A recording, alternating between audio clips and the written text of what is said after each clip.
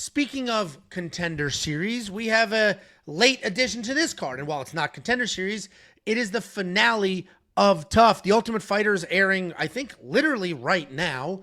And it's the Chael Sonnen, Daniel Cormier season. One of the divisions, the flyweight division, has their finale, and this is it. The other division, the finale, the two fighters that will be fighting for the title of the Ultimate Fighter, I think are competing literally tonight. So the UFC's competing with itself between Contender Series and the Ultimate Fighter. But we're going to open up this fight card with Alibi Idris. You good? What happened? Oh, the dog. With Alibi Idris taking on Joseph Morales. Alibi Idris is 5-0 in his last 5, and that's because he is undefeated in his career at 10-0, and he's looking to be the first Kazakhstani to win the Ultimate Fighter. He's taking on Joseph Morales, 12-2 in his career. He is 3-2 in his last 5. He's looking to grind his way to a win. And this is going to be an interesting breakdown because, first of all, although it is official, meaning we know all of this information, we know the two people that will be fighting for the Ultimate Fighter title, it's not official anywhere else. There's no odds. It's not on DraftKings. The UFC hasn't acknowledged its existence, but I promise you this will be happening. The other thing that makes this interesting to break down is I don't watch the Ultimate Fighter.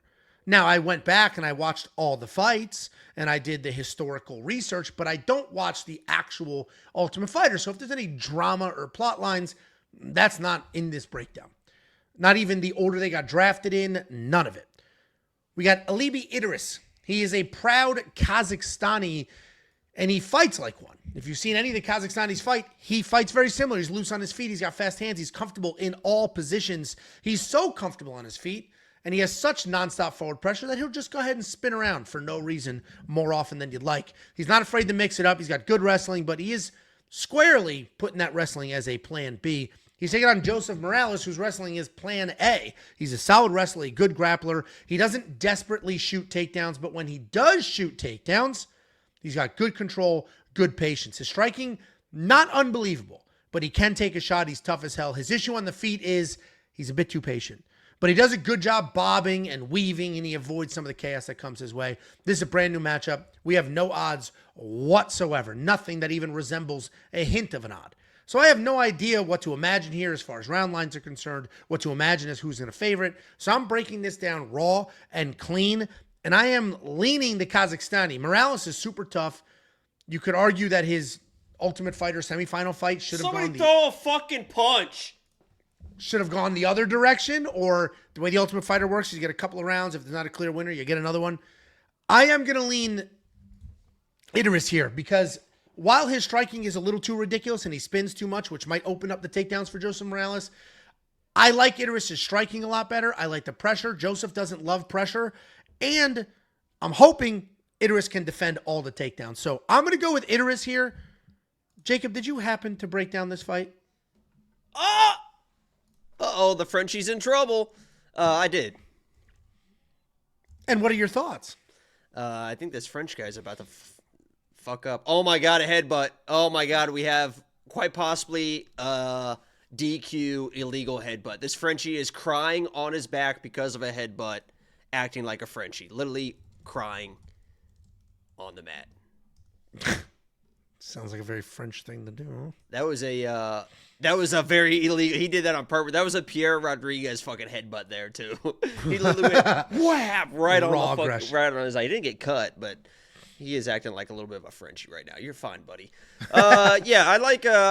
It's probably going to be an Aliba. What's that? Fucking Aliba. I mean, he literally, like you said, he fights like a Sue Amabayev. I mean, he's just a little guy that does a lot of spinning wild shit that's got wrestling in his back pocket as well. But I will say, this guy Joseph Morales, really good wrestler, really good grappler. And if this guy comes in, Alibi, first round, blows his load, Joseph Morales is more than capable to take over this fight. So I fully expect Alibi to be the favorite in this fight, maybe minus 150, minus 200. But there could be a play here for Joseph Morales, maybe in the second, third, maybe the plus 3.5. He's a tough dude. It's probably going to go the distance. These guys are both very skilled everywhere. But I got to go with Alibi from what I've seen, but I'm not going to bet him. I fully respect the toughness of Joseph and his wrestling and grappling abilities. So. Yeah, I mean, I almost went to Joseph. This guy's really putting on a fucking show. He's still leaning into that headbutt. He's got like a pad. He's not even bleeding. He's got like a little pad on, like a little maxi pad. Was he losing the fight?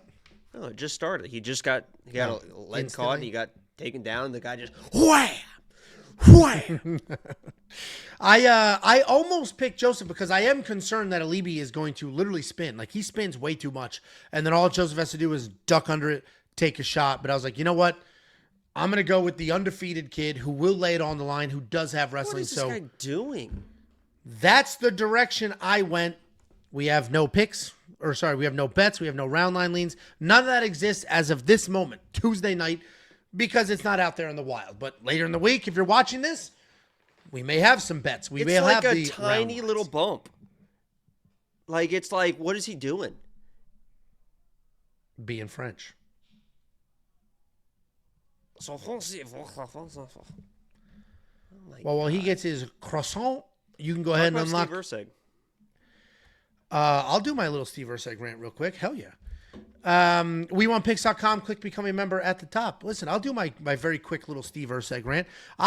Listen, you guys, some of you are funny, some of you are kind, some of you are mean. It's a real melting pot in the comment section. But I never got more attacked for a take in my entire life than when I said Steve Urseg sucks. I said Steve Urseg sucks, and people lost their mind. And here's the reality of the Steve Urseg situation. He is ranked number 5 on planet Earth. He fought number 39 on planet Earth, almost gets knocked out because he refused to wrestle, then is desperately wrestling because he was almost knocked out. He's getting swept on the ground, and he barely squeaks by against the number 39 guy on the planet who notably has 0 takedown defense whatsoever. Steve Urseg, if you run through the top 10, he can't beat any of them, and he quite literally has beaten none of them. Steve Urseg earned a title shot with wins over 3 people who no longer have jobs at the UFC. Anybody he fought anywhere near the rankings got smoked. They beat him. So Steve Urseg is not the guy. Apparently, he's the most loved person in the UFC, though, because you guys really went for me. You really went for me. He handled it fine. He got dropped, then he started wrestling, then he outstruck him in the second round, and then he just went to the wrestling in the third round, got the win, got out of there. What did we say when we broke down that fight? Just get the win, get out of there. He got the win. Yeah, wrestle. He waited. He did. So my issue is for a couple things that people were replying with, and just short-sighted. Oh my God, do an omoplata. People were like, that was at 135 pounds. He's a 125 pounder. So is O'Day. O'Day was fighting at 145. And then but he's a 125 pounder. His last fight was at 25. The fight before, he's a 125 pounder. It's not anybody's fault if he can make the weight. Then people were like, it's short notice for Steve. It's short notice for O'Day. Steve's the one who had the full camp. It's short notice for O'Day. So people just saying whatever. And then I get your point. Well, he did make the adjustment. And I didn't call him a pussy. I said he sucks. He might hit a little fucking anaconda here. I didn't say he was soft. He did take his beating, and he did adjust. My issue is, why the hell did you wait till you were almost knocked out to do the smart thing? Because he was getting tagged long before that almost knockout. It's not like it was like with Cody where he came out, bang, got hit. He was exchanging, getting hit, losing all of the strike exchanges, then got dropped. Oh!